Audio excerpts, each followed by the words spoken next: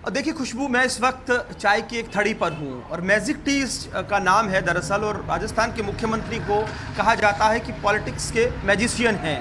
तो इस बजट से बहुत सारी उम्मीदें हैं, उपचुनाव हैं, तो ये भी देखा जा रहा है कि भले ही कुछ चुनौतियां रही, अगर हम देखें राजकोषीय घाटे को, पिछले बजट को 33,000 करोड़ के आसपास था, पिछले बजट का आकार देखें 2,32,000 करोड़ का था। तो अब ये चीज़ें हैं कि लोगों की उम्मीद भी पूरी करनी है, आपको ओवरड्राफ्ट भी ना हो, चीज़ें ठीक भी चलें, ये एक चुनौती होगी। इस वक्त हमारे साथ एक्सपर्ट पैनल है जो ना केवल बीकानेर के मुद्दों पर अपनी बात रखने की कुव्वत रखते हैं, बल्कि राजस्थान का सिनेरियो उनके ध्यान है। डॉक्टर PS बोरा हैं, अर्थव्यवस्था के विशेषज्ञ माने जाते हैं, सुधीर शर्मा हैं, CA हैं वो खुद, और इसके अलावा डॉक्टर विठल बिस्सा हैं। तो हम सबसे पहले शुरू करते हैं डॉक्टर PS बोरा से।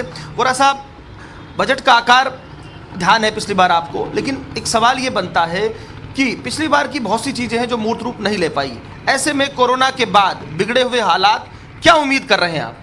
जी, ये तो आपने बिल्कुल सही कहा कि जो 2020-21 है वो कोरोना के कारण बुरी तरीके से प्रभावित हुआ है। सरकार के घाटे कम हुए और आम आदमी भी प्रभावित है, लेकिन फिर भी ये बजट अशोक गहलोत जी के लिए उनको एक आदर्श बजट देना पड़ेगा। और मेरी उनसे 3 एक्सपेक्टेशन रहेंगी।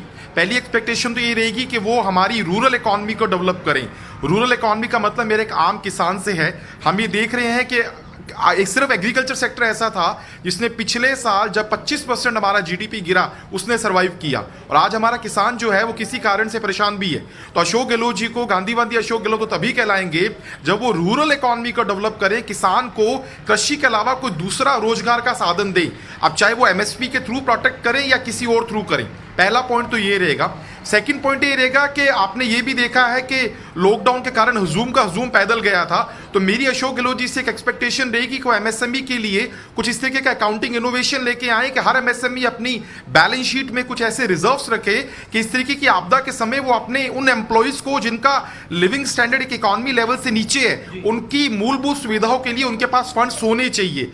और तीसरा रहेगा, जो हमारे मोदी जी भी आत्मनिर्भर भारत के लिए बात कर रहे हैं, तो मेरा अशोक जी से ये एक्सपेक्टेशन रहेगी कि छोटे शहरों को वो इंफ्रास्ट्रक्चर डेवलपमेंट करके मैन्युफैक्चरिंग के लिए आगे लाएं, और बड़े शहरों में वो मेट्रो जैसी फैसिलिटीज डेवलप करें और सर्विस सेक्टर को आगे प्रोसीड करें। देखिए PS बोरा जो कह रहे हैं वो इस बात को भी मुझे लगता है कहीं ना कहीं उनके मन में है कि किसान आंदोलन को लेकर जो स्थिति बनी है, और राजस्थान की अर्थव्यवस्था 32% एक तरह से कृषि का योगदान है, तो वो जो रूरल इकोनॉमी को बूस्ट करने की बात कह रहे हैं उसी से जुड़ा हुआ है। अब हम आते हैं, CA है सुधीर शर्मा, और देखिए CA का काम होता है बैलेंस शीट, अकाउंट्स, ये जो नंबर्स हैं ज़्यादा अच्छे से समझते हैं, तो नंबर्स पे हम बात कर लेते हैं। आंकड़ों की जुबानी अगर हम थोड़ा बहुत समझें, पिछले बजट से इस बजट से क्या अपेक्षाएं रहेंगी आपको, क्या कहेंगे? मैं सीधा पैसे की बात पर आता हूँ। सरकार को दो फ्रंट के ऊपर लड़ना पड़ रहा है। एक तो अपने ही GST के पैसे के लिए सरकार से लड़ना पड़ रहा है, लोन लेना पड़ रहा है, अपने ही पैसे के ऊपर उनको लोन लेना पड़ रहा है। और दूसरी तरफ हमारी इकोनॉमी की क्या हालत है कोरोना की वजह से।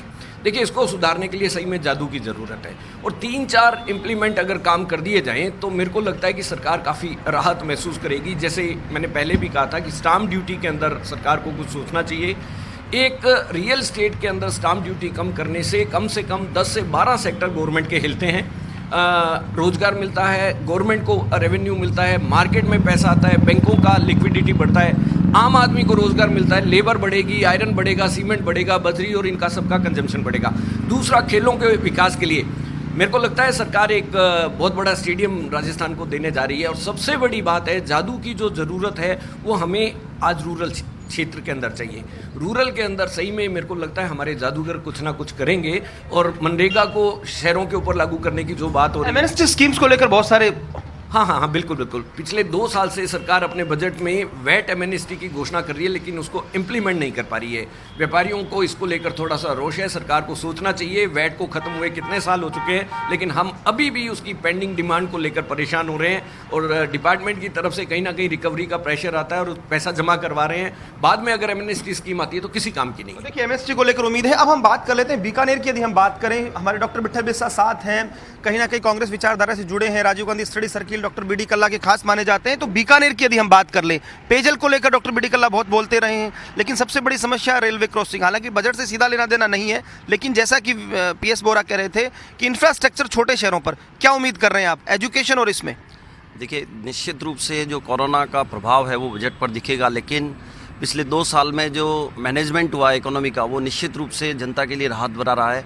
मैं प्रॉपरली बीकानेर के लिए कहना चाहूँगा कि बहुत बड़ी महत्वाकांक्षी, जैसी आपने पानी की बात कही, तो हमारे बीकानेर को बहुत बड़ी उम्मीद है कि 600 करोड़ रुपए के करीब बीकानेर की पानी की समस्या के लिए हमारे मुख्यमंत्री जी निश्चित रूप से, जिसकी प्रशासनिक स्वीकृति हो चुकी है, उसके लिए निश्चित रूप से निर्णय करेंगे। और एजुकेशन की बात करूं तो अभी जो कोरोना काल में जिस तरीके से डिजिटल इंडिया और डिजिटल वे से हमने जो पढ़ाई का माध्यम चुना, तो आने वाले समय में भी इन संसाधनों को बढ़ाने के लिए भी निश्चित रूप से बजट में प्रोविज़न करना पड़ेगा, क्योंकि ये समय अभी ख़त्म नहीं हुआ है और हमारे जो बच्चे जो एजुकेशन फील्ड है वो सबसे ज़्यादा इस चीज़ से प्रभावित हुआ है। और तीसरा बिंदु जो सबसे इम्पोर्टेंट है वो है कि हमारी केंद्र सरकार ने नेशनल एजुकेशन पॉलिसी हमारे सामने रख दी है।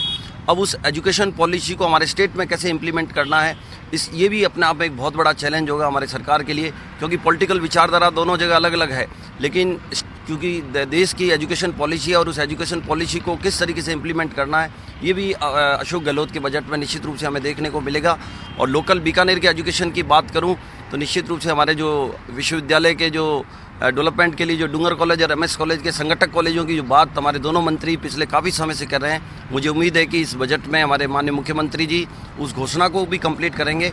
और जो पूगल हमारा एकमात्र तहसील रहा है जहाँ पर एक महाविद्यालय खोलने की मांग हमारे क्षेत्र के लोग कर रहे हैं, वहाँ पर यदि खुल जाएगी तो ये पूरा बीकानेर का क्षेत्र उच्च शिक्षा के लिए एक अपने आप में एक बहुत बड़ा हब बन जाएगा, क्योंकि हर तहसील मुख्यालय पे हमारे यहाँ महाविद्यालय बन चुका है और सारे इंस्टीट्यूट हमारे यहाँ उपलब्ध हैं। तो देखिए, ये अभी प्री बजट एक तरह से बजट से पहले की उम्मीदें हैं, आशाएं हैं, और ये जो पैनल है वो ये बता रहा है कि किन किन चीज़ों पर फोकस हो सकता है।